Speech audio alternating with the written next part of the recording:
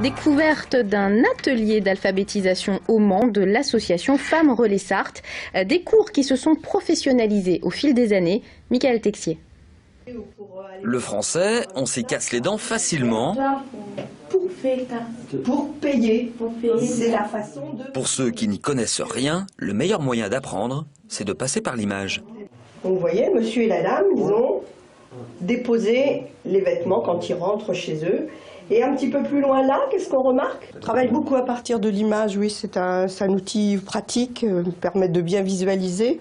Et puis on en profite pour faire de l'oral et puis l'écrit en même temps. Donc on essaie de conjuguer les trois choses en même temps. Bienvenue dans l'une des 5 séances hebdomadaires d'alphabétisation de l'association Femmes Relais Sarthe. Ici on retrouve 23 nationalités. Pour tous, c'est un moyen de franchir le barrage de la langue et de rompre l'isolement. C'est pas seulement les cours de français, on apprend aussi comment aussi se débrouiller dans la vie de tous les jours.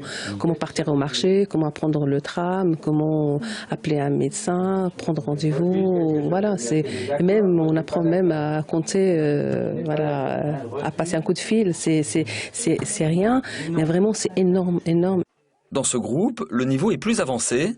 Les élèves apprennent à décrypter les petites annonces immobilières. Charge comprise. Charge comprise. La leçon, c'est Marcel Ponce qui s'en charge. Ce prof à la retraite est un spécialiste de l'apprentissage du français aux étrangers. Depuis son arrivée dans l'association en septembre dernier, il a réorganisé les cours. Il les a presque professionnalisés.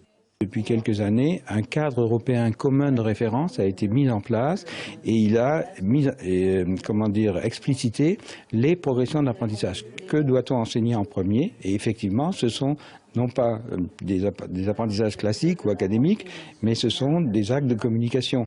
L'association accueille 110 personnes par an. La demande est de plus en plus forte, notamment de la part des hommes. Merci Laure, c'est la fin de cette édition. Merci à vous de nous avoir suivis. Retour de l'information bien sûr en direct lundi à 18h30 dans la quotidienne. Bonsoir.